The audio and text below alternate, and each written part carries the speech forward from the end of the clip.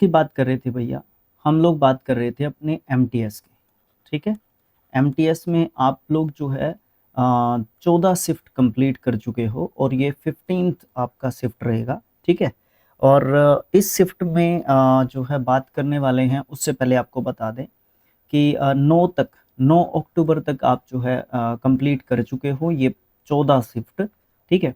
उसके बाद आपका 10, 11, 12 और 13 को छुट्टी रहा।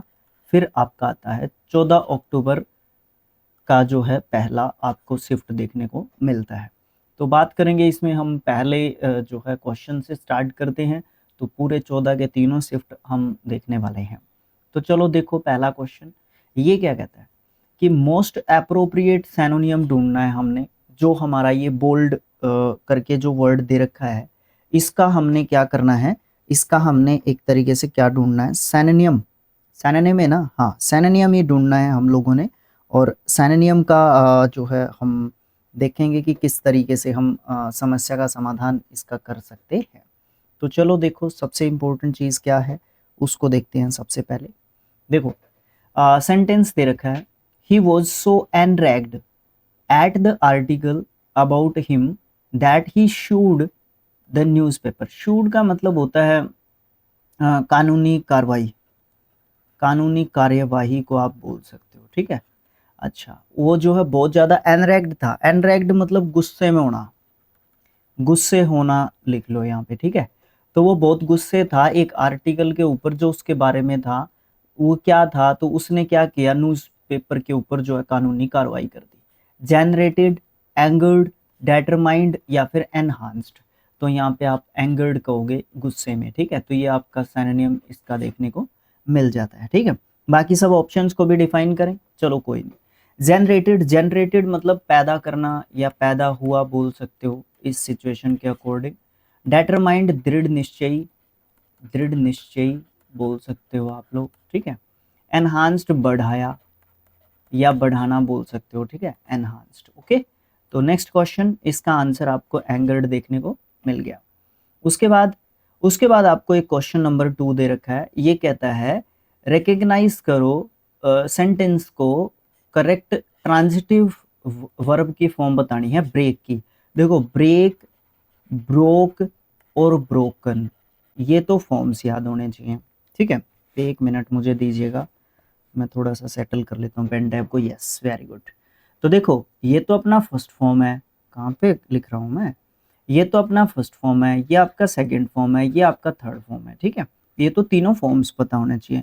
फिर आपको पता होने चाहिए ट्रांजिटिव वर्ब किसको कहते हैं और इनट्रांजिटिव वर्ब किसको कहते हैं, ठीक है।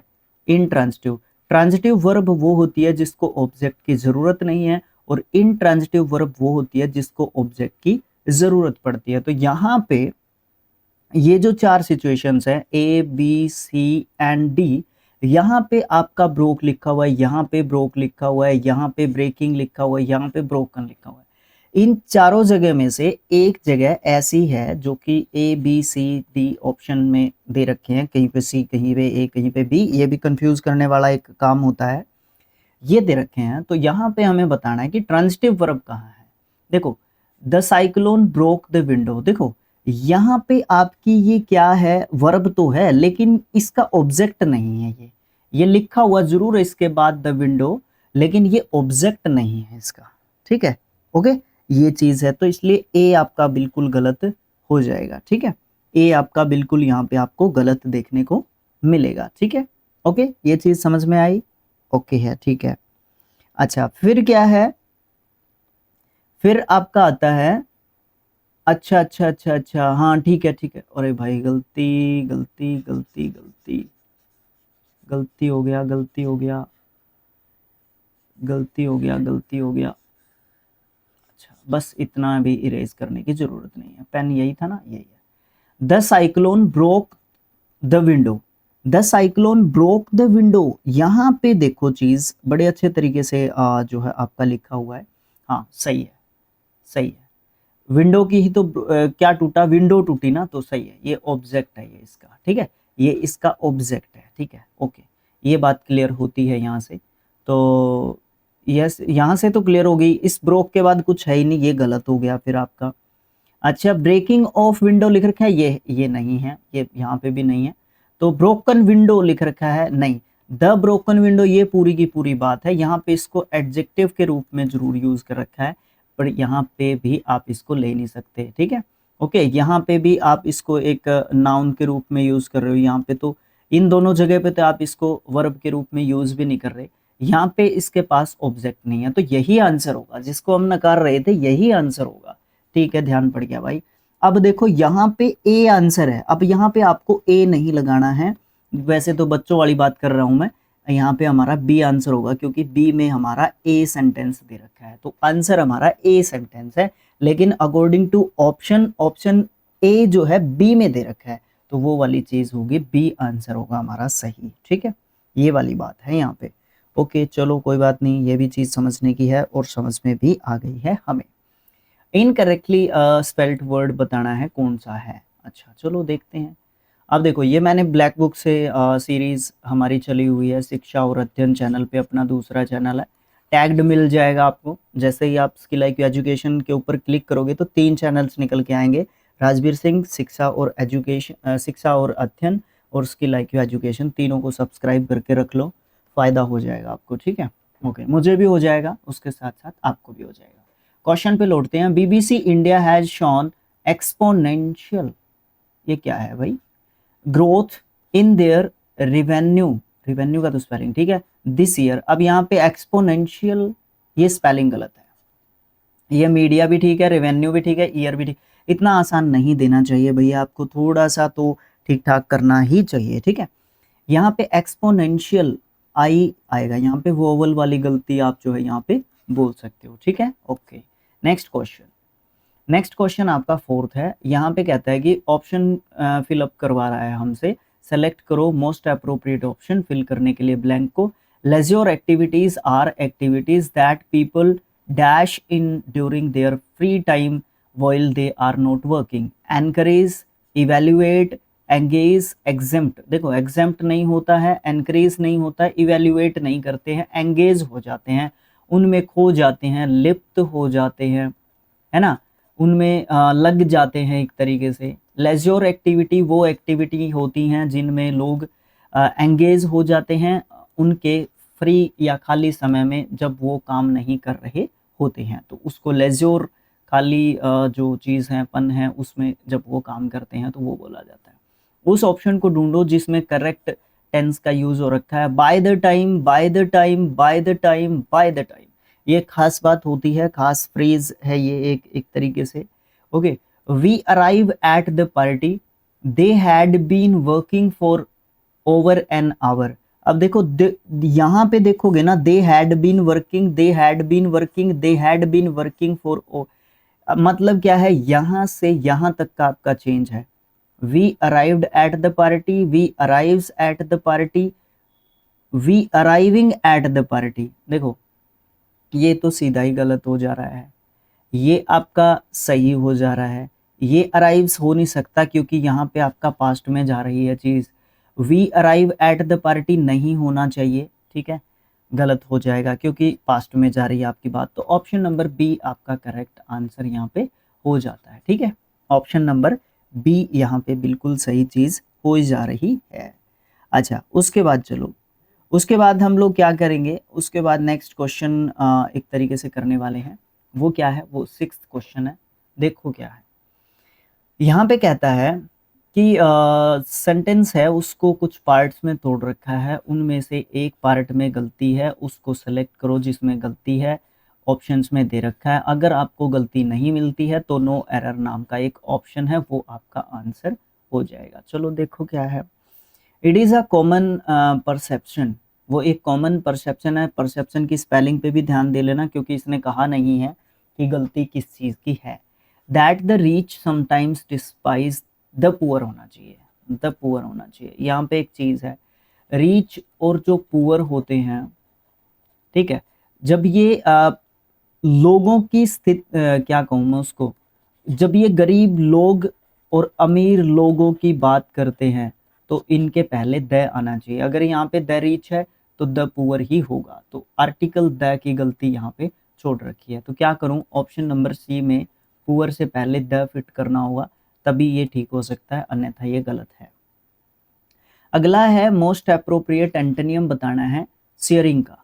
देखो सबसे इम्पोर्टेंट चीज़ क्या है, इसका मीनिंग हम लोगों को पता होना चाहिए, तभी हम लोगन कुछ जो है इनिशिएटिव एक तरीके से इसके ऊपर ले सकते हैं। देखो सबसे इम्पोर्टेंट चीज़ क्या है, शेयरिंग का मतलब देखो क्या होता है, ठीक है। शेयरिंग का मतलब देखो सबसे इम्पोर्टेंट चीज़ क्या है, शेयरिंग।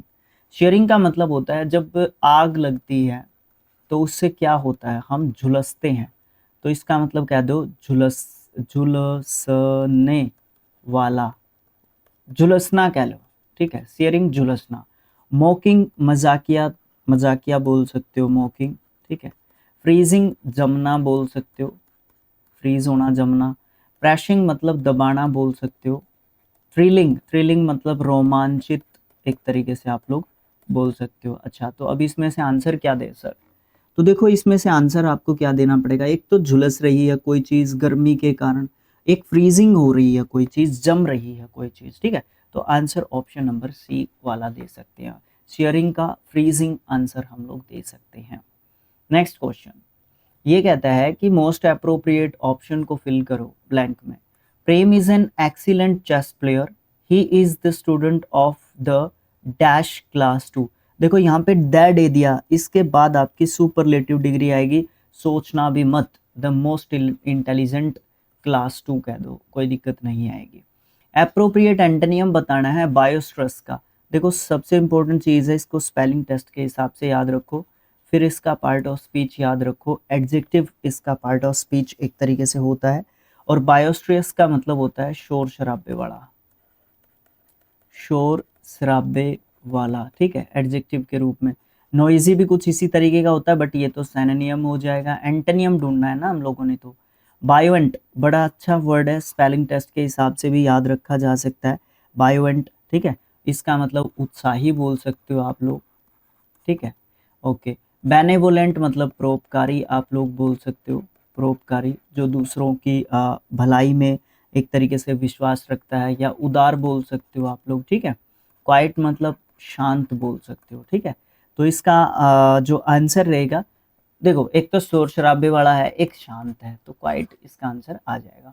एक क्वेश्चन और पूछता हूँ, एक तो ये क्वाइट होता है, एक ये होता है QUITE, इसका क्या मतलब होता है, मुझे कमेंट बॉक्स में लिख के बताना है आप लोगों ने, ठीक है। नेक्स्ट क्वेश्चन, क्वेश्चन नंबर 10, ये क्या कहता है, ये कहता है कि ऐसे ऑप्शन को ढूंढो जिसको वन वर्ड सब्स्टिट्यूशन के रूप में हाईलाइट किया गया है, वो बताना है कि क्या मतलब होगा उसका वन वर्ड में। देखो इसके भी मैंने ब्लैक बुक के आपको 80+ वीडियोस करवा रखे हैं विद MCQs, ठीक है, विद टेस्ट करवा रखे हैं, आप लोग उसको देख सकते हो, दोनों चैनल्स में है, शिक्षा और अध्ययन पे भी हैं, और आपके स्किल IQ एजुकेशन पे भी है, जहाँ से आपको अच्छा लगता है वहाँ से देख लेना। The minister went to visit the monuments, monuments को स्पेलिंग टेस्ट के हिसाब से याद रखना। Setup for people who were buried in other countries, अच्छा तो उन जगहों की बात करते हैं, मिनिस्टर साहब ने वहाँ पे विजिट किया, ऐसे मॉन्यूमेंट्स पे विजिट किया जो सेटअप किए गए थे उन लोगों के लिए जो जलाए गए थे एक तरीके से दूसरे जो कंट्रीज हैं उनके अंदर अंदर या वहाँ पे। देखो सबसे पहले वर्ड चारों को डिफाइन करना पड़ेगा, तभी हम बात समझ पाएंगे अच्छे तरीके से। ग्रेव्स, ग्रेव्स होती हैं कब्र, इसका कोई मतलब नहीं है यहाँ पे, ठीक है। सेंटॉप्स, सेंटॉप्स का मतलब क्या होता है, सेंटॉप्स का मतलब होता है स्मारक। अब देखो स्मारक कब बनते हैं, जब हम किसी को, जब हमने वहाँ पे किसी को या तो दफनाया है, या हमने वहाँ पे किसी को एक तरीके से जलाया है, ठीक है। ये कहना पड़ेगा, थोड़ा सा hard word harsh word use कर रहा हूँ, ठीक है। उसको सेंटॉप्स बोलते हैं। अब तक के लिए आंसर अकॉर्डिंग टू मी ये होगा। सीमेट्री शवगृह होता है, जहाँ पे मृतक जो शरीर होते हैं उनको रखा जाता है। कॉफिन्स होते हैं, क्या होते हैं वो, उनको बोलते तो हैं, क्या बोलते हैं भाई मेरे को याद नहीं आ रहा, लकड़ी के होते हैं। ताबूत, वेरी गुड, ताबूत, जिसमें क्रिश्चियंस लोग जो होते हैं उनको दफनाया जाता है। तो ये तो आंसर ही नहीं है, यही है, सेंटॉप्स ही आपका आंसर सही रहेगा। स्मारक, स्मारक मतलब किसी की याद में बनाए जाते हैं ना, तो वो या तो दफनाए गए होंगे या उनको वहां पे जलाया गया होगा, ठीक है, ओके। नेक्स्ट क्वेश्चन है आपका ग्रामेटिकल एरर से है, ढूंढना है हमें इस क्वेश्चन के अंदर। Sushil who recently joined our school was awarded the gold cup as he worked hardly throughout the year. He worked hardly नहीं, हार्ड, ही वर्कड हार्ड, ठीक है। ये एडवर्ब हो जाएगा, एडवर्ब की जरूरत नहीं है यहाँ पे, एडजेक्टिव की जरूरत है, तो एडजेक्टिव कहूंगा मैं यहाँ पे, ठीक है। ओके, यहाँ पे कहाँ पे होगा, ये होगा, ठीक है, यहाँ से काट देंगे। ऑप्शन नंबर डी आपका यहाँ पे इसका सही आंसर हो जाएगा, ठीक है। ओके सुशील जो कि रिसेंटली ज्वाइन किया जिसने हमारा स्कूल, उसको अवॉर्ड किया गया, यहाँ पे होना चाहिए कोमा एक, ठीक है। और ये जो चीज़ है ना, अलग कलर से लेके बताता हूँ, ये जो चीज़ है ना जिसको मैं अंडर सर्कल कह लो, डब्बा लेके आ रहा हूँ, ये आपका होता है नाउन इन एपोजिशन, ठीक है। नाउन इन एपोजिशन बोलते हैं, मतलब इस नाउन के बारे में ये और भी ज्यादा बताता है। सुशील कौन है, इसका और ज्यादा एड्रेस बता रहा है, जिसने रिसेंटली हमारा स्कूल ज्वाइन किया था, उसको अवॉर्डेड किया गया था गोल्ड कप से, उसने वर्क हार्ड किया, बहुत मेहनत की थ्रू आउट द ईयर, पूरे साल भर, ठीक है। अच्छा, मोस्ट अप्रोप्रिएट ईडियम बताना है जो सब्स्टिट्यूट कर सकता है अंडरलाइन वर्ड्स को जो सेंटेंस के अंदर दे रखे हैं, मतलब ये मीनिंग दे रखा है, इसके लिए 4 जो है आपको ईडियम दे रखे हैं, उनके मतलब बताने हैं, क्या होगा, कौन सा ईडियम फिट बैठ रहा है इस मीनिंग के लिए जो अंडरलाइंड है।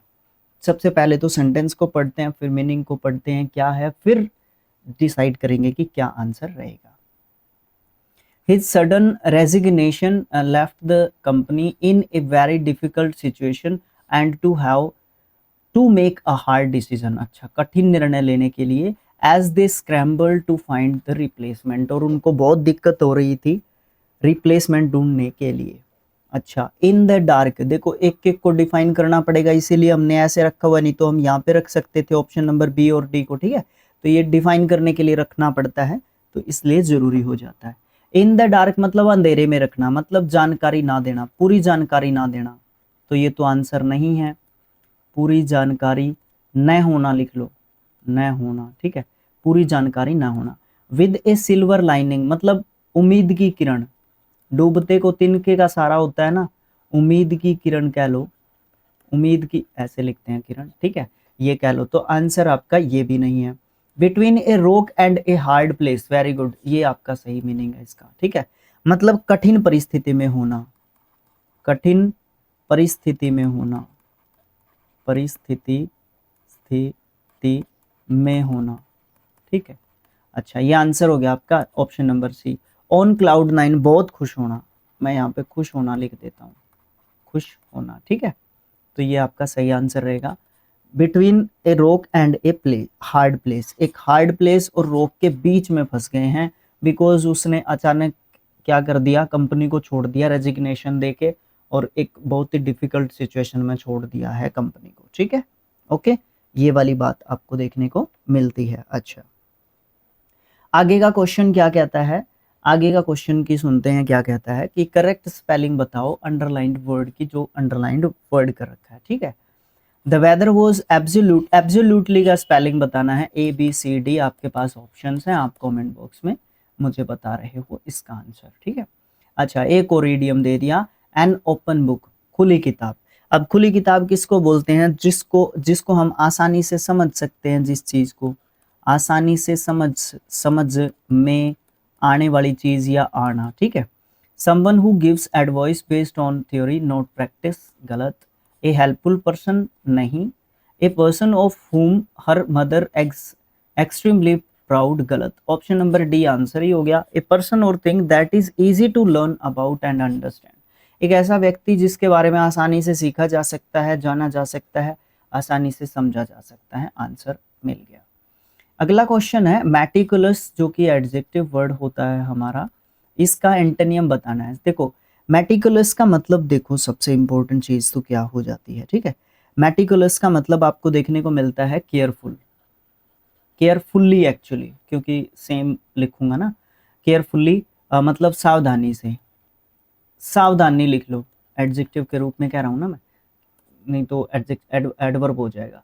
प्रेजर्विंग, प्रेजर्विंग का मतलब क्या होता है, जो डिगे ना, हठी बोल सकते हो, हठी, या अडिग बोल सकते हो जो डिगे ना, जिद्दी भी बोल सकते हो। डेटरमाइंड, दृढ़ निश्चयी, दृढ़ निश्चयी, निश्चयी, ठीक है, ये नहीं आएगा यहाँ पे।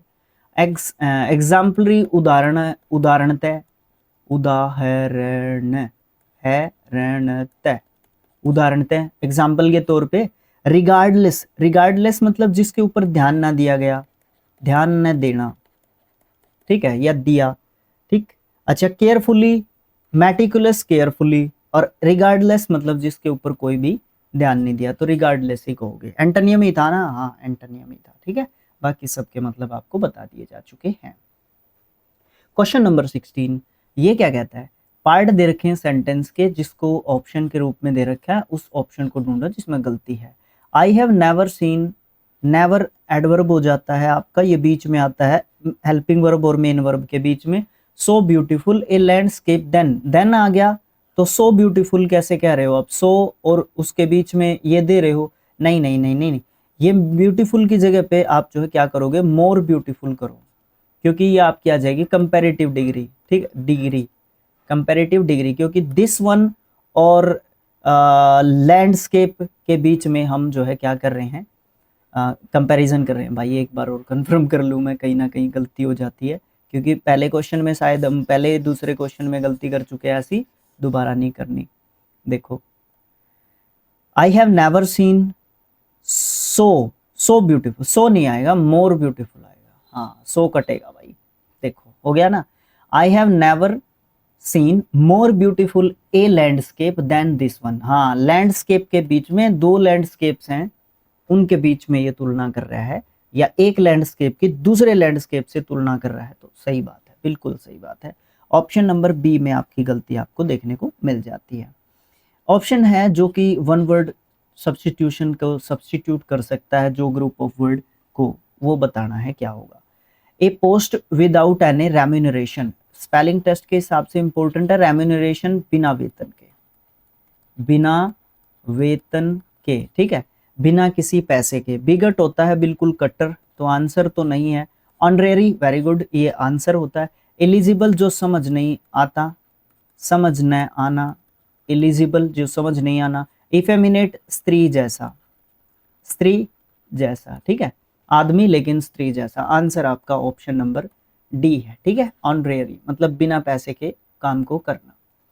अच्छा, कोरोबोरेट, ये सिनोनियम बताना होगा इस वर्ड का हमें, कोरोबोरेट। कोरोबोरेट वर्ब के रूप में आप ले सकते हो, इसका मतलब होता है पुष्टि करना, पुष्टि करना, ठीक है, या जांच करना बोल सकते हो, कन्फर्म करना बोल सकते हो, ये सब मतलब हो सकते हैं।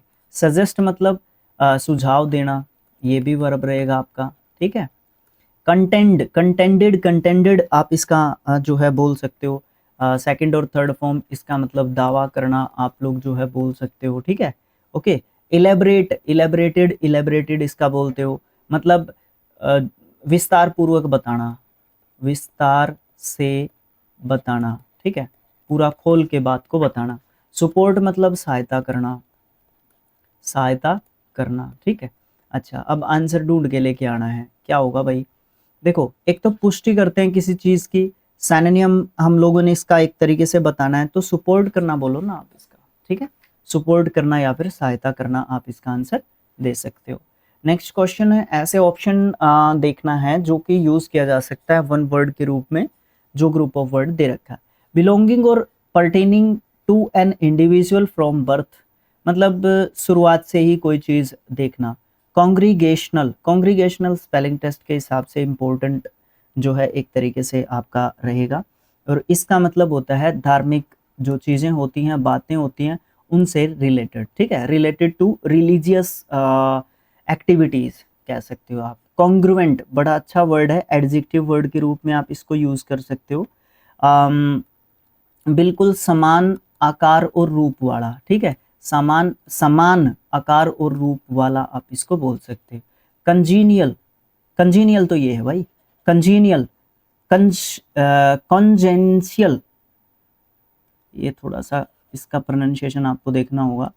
कंजेंशियल, कंजेंशियल का मतलब आपको क्या देखने को मिलता है, जन्मजात से, जन्मजात से या जन्मजात नहीं, जन्मजात से या जन्मजात ही कह लो बस, तो यही इसका आंसर हो जाएगा ऑप्शन नंबर बी। कंजीनियल, ये बड़ा अच्छा वर्ड है, स्पेलिंग टेस्ट के हिसाब से भी इम्पोर्टेंट है। सहानुभूतिपूर्ण बोल सकते हो, ये ऐसे आएगा, सहानुभूतिपूर्ण, मतलब उदारता पूर्वक भी आप इसको बोल सकते हो, ठीक है। कंजेंशियल, कंजेंशियल, कंजेंशियल, हाँ सही है, अब ठीक है। ओके, तो सबके सब ध्यान में रहेंगे। Belonging or pertaining to an individual from birth, मतलब बिल्कुल जन्म से कोई व्यक्तिगत कोई व्यक्ति अपने आप को जन्मजात तरीके से बताता है कि मैं यहीं से हूँ या यहाँ से बिलोंग करता हूँ, तो कंजेंशियल, कंजेनिशियल आप इसको बोल सकते हो, जन्मजात या जन्मजात रूप से आप इसका मतलब कह सकते हो। इनकरेक्टली स्पेल्ड वर्ड बताना है कौन सा है इनमें से, डैमेज्ड, एक्सपेंसिव, फैंटास्टिक, फॉरगेटफुल। भाई कमेंट बॉक्स में आपको इसका आंसर देना होगा। क्लोज टेस्ट की बारी आ जाती है, डायरेक्शन है 1 से 21 से 25 तक आपका ये रहेगा, और इसके बारे में बात करते हैं और हाइलाइटर उठा के लेके आते हैं। दो people are becoming health conscious these days, dash simple lifestyle habits, they are prone to fatal disease. ओ हो, कहने का मतलब क्या है कि आज के टाइम पे कहते हैं कि दो यद्यपि आजकल लोग जो है हेल्थ कॉन्शियस एक तरीके से हो रहे हैं, अपनी जो हेल्थ है उसके प्रति सचेत एक तरीके से हो रहे हैं इन दिनों, डैश सिंपल लाइफस्टाइल जो है वो जीना चाहते हैं, they are prone to fatal diseases, मतलब वो क्या सोचते हैं कि हम जो है जो भी खतरनाक हमारे लिए डिजीज हो सकती है उनसे, ताकि हम लोग बच सकें, ठीक है। तो हम लोग यहाँ पे क्या कह सकते हैं, हम लोग यहाँ पे कह सकते हैं हम बचना चाहते हैं, किससे बचना चाहते हैं, because of simple lifestyle, health conscious हो गए किससे, जो साधारण जीवन शैली है, जो साधारण जीवन शैली है उसको अपना रहे हैं, ताकि क्या ना हो, ताकि वो प्रोन ना हो जाए खतरनाक जो डिजीज हैं उनके प्रति। ओके, तो बिकॉज ऑफ आ जाएगा। अच्छा, उसके बाद है dash, a new study published the general of the dash food more sparingly is American College of Cardiology linked to a lower risk of heart disease, heart failure and ischemic heart disease। अच्छा चलो देखो, बात यहाँ से start होगी, pen उठा के लेके आता हूँ मैं। पहले तो देखो, लोअर रिस्क की बीमारी हो, चाहे हार्ट की बीमारी हो, चाहे हार्ट फेलियर हो, चाहे आइजेमिक हार्ट डिजीज हो, मतलब कोई भी बीमारी हो, किसकी, हार्ट की कोई भी बीमारी हो, उसके बारे में अमेरिकन कॉलेज ऑफ कार्डियोलॉजी ने बताया है थोड़ा सा।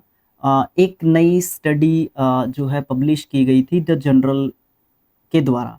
तो इसमें आप क्या कहोगे, अकॉर्डिंग विद या अकॉर्डिंग टू कहोगे, ठीक है। ऑप्शन नंबर डी, यहाँ पे क्या कहोगे, अकॉर्डिंग टू ए स्टडी, ठीक है, according to a new study, यहाँ पे ये हो जाएगा। उसके बाद आप क्या कहोगे, सोल्ट, सोल्टेड, सोल्टिंग, सोल्ट विद। अच्छा, सोल्ट वाली बात आ रही है, नमकीन जो चीज है, तो इसका मतलब है कि स्टडी अभी जो है क्या है, अभी जो है स्टडी एक तरीके से हो चुकी है या हो रही, स्टडी पब्लिश हो चुकी है ना, वो वाली चीज है। अच्छा, तो ऑफ द लग रहा है, तो नाउन के रूप में हमें यूज करना पड़ेगा, या तो सोल्ट यूज कर सकते हैं, सोल्टेड नहीं यूज कर सकते, सोल्ट विद नहीं कर सकते, या सोल्टिंग यूज कर सकते हैं। तो अब यहाँ पे देखो, of the salt food, salt तो नहीं कह सकते, आप कहोगे सोल्टिंग फूड, ठीक है। क्या कहोगे, सोल्टिंग फूड। इसका क्या मतलब हो जाएगा, इसका मतलब हो जाएगा नमक युक्त क्या खाना, ठीक है। नमक युक्त खाना जो है वो ज्यादा परेशान कर रहा है, इस तरीके की जो डिजीज हो रही हैं रिलेटेड टू हार्ट, उनको और ज्यादा प्रोवोक कर रहा है इस तरीके की फैटल डिजीज को, ठीक है। समझ में नहीं आया हो तो बता देना भाई। A significant risk factor for the cardiovascular disease, high blood pressure is demonstrated to be correlated dash high sodium intake. भाई मेरे तू क्यों परेशान कर रहा है मेरे को? इन्वर्टर में ना एक्चुअली प्रॉब्लम है, तो वो मुझे इसी तरीके से परेशान करता है। रुक तो गया, अभी कितने दिन रुकेगा, देर रुकेगा मुझे पता नहीं है। तो क्या है, एक सिग्निफिकेंट रिस्क फैक्टर हो सकता है कार्डियोवास्कुलर डिजीज के प्रति, जो कि हाई ब्लड प्रेशर हो सकता है, कार्डियोवास्कुलर डिजीज हो सकती है। वो डेमोन्स्ट्रेट कर रहे हैं, कोरिलेट कर रहे हैं किसके साथ? हाई सोडियम इनटेक के साथ। तो इन, ऑफ, विद या फिर फॉर, किसके साथ कर रहे हैं? किसके साथ कर रहे हैं? साथ मतलब विद, ठीक है, विद हाई सोडियम इनटेक। जरूरत नहीं है बाकी ज्यादा अंदर घुसने की। एज पर द रिसर्च, जो रिसर्च है उसके अनुसार, a person's individual sodium intake over time may be predicted by how dash they salt their food. अच्छा, बड़ी अच्छी बात कही आपने।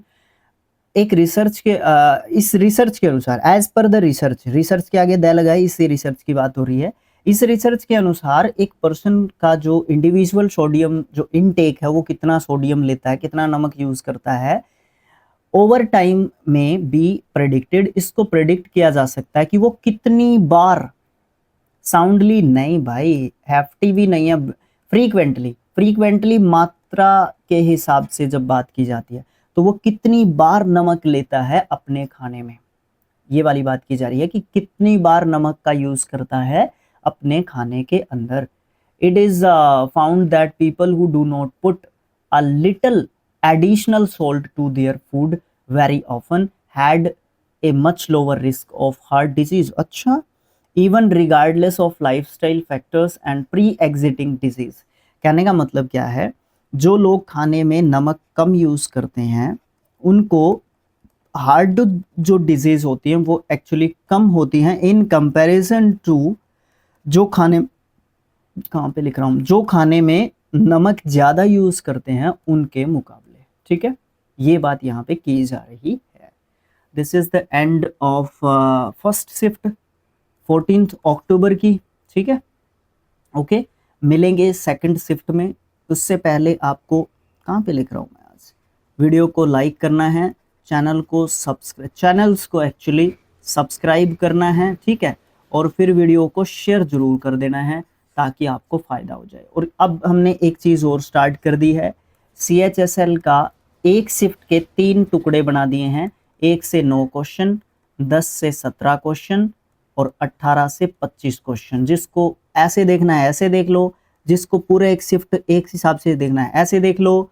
फिर राजवीर सिंह ऑफिशियल जो कि टैग्ड चैनल है, उस पे आपका एक दिन के 4 शिफ्ट कंबाइंड कर रखे हैं, 2 घंटे की वीडियो है, ऐसे देख लो। आपकी मर्जी, जिस तरीके से आपको देखना अच्छा लगता है, पसंद कर लगता है आपको अच्छा, तो उस तरीके से आप लोग देख सकते हो। एंजॉय करो, पढ़ो, वीडियोस को शेयर करो ताकि आपके चैनल को भी फायदा एक तरीके से देखने को मिले। तो thanks for watching, thank you so much. मिलेंगे नेक्स्ट पार्ट में, थैंक यू।